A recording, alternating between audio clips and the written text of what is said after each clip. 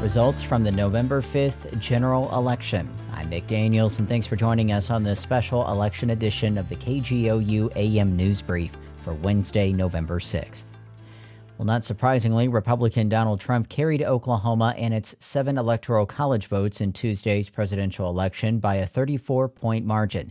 Our own Logan Layden takes a closer look at the numbers. Donald Trump easily won Oklahoma each time he's been on the ballot. But in 2024, he got more votes here than he ever has before, as well as his highest percentage of the vote. Just more than 66% of Oklahoma voters went for Trump this time around. That's slightly more than the 65% he got in 2020 and 2016. All told, Trump notched 1,035,219 votes, about 15,000 more than in 2020 and about 85,000 more than in 2016. Trump won in every single county in the state, including narrowly in Oklahoma County. Third-party candidates were barely a blip in the race, though independent Robert F. Kennedy Jr. did crack the 1% mark. I'm Logan Layden.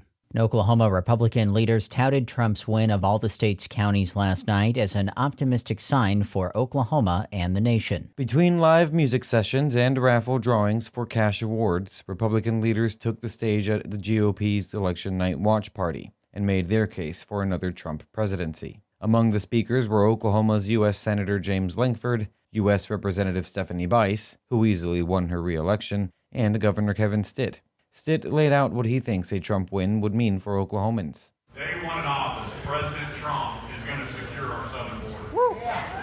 He's going to unleash energy independence.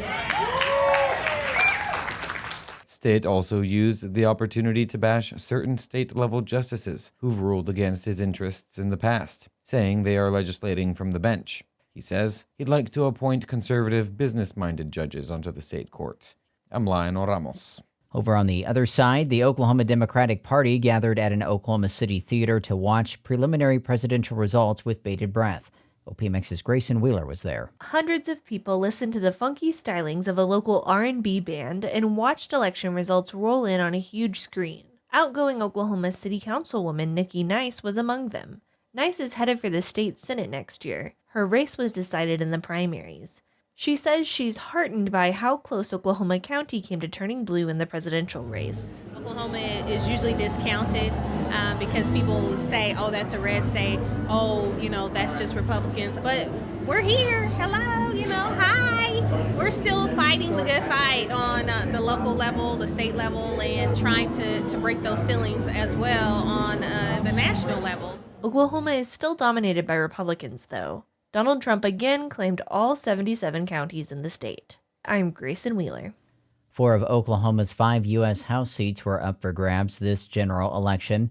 KGOU's Hannah France reports the Republican incumbents easily won out over their Democratic and independent challengers. Congressional District 5 Representative Stephanie Bice won re-election against Democratic challenger Madison Horn with 60% of the vote. District 1 Representative Kevin Hearn, District 2 Representative Josh Burkeen, and District 4 Representative Tom Cole each faced 2 opponents and won with at least 60% of the vote. Congressional District 3 Representative Frank Lucas kept his seat representing the western part of the state because there was no challenger. Lucas fended off Robin Carter and Darren Hamilton during primaries in June. It all adds up to mean that Oklahoma's congressional delegation will remain just as it is now. I'm Hannah France. Oklahoma County residents voted to keep Republican Sheriff Tommy Johnson for a second term. An Oklahoma City native, Johnson worked for the Norman Police Department before being elected as the Oklahoma County Sheriff in 2020. He defeated Democratic challenger Waylon Cubitt with almost 60% of the vote. During his first term, Johnson oversaw the implementation of body cameras on active duty officers. Johnson currently serves on the Oklahoma County Criminal Justice Authority, also known as the Jail Trust, that oversees the Oklahoma County Jail. In recent years, the jail has come under fire for failed health inspections, understaffing, and above-average death rates.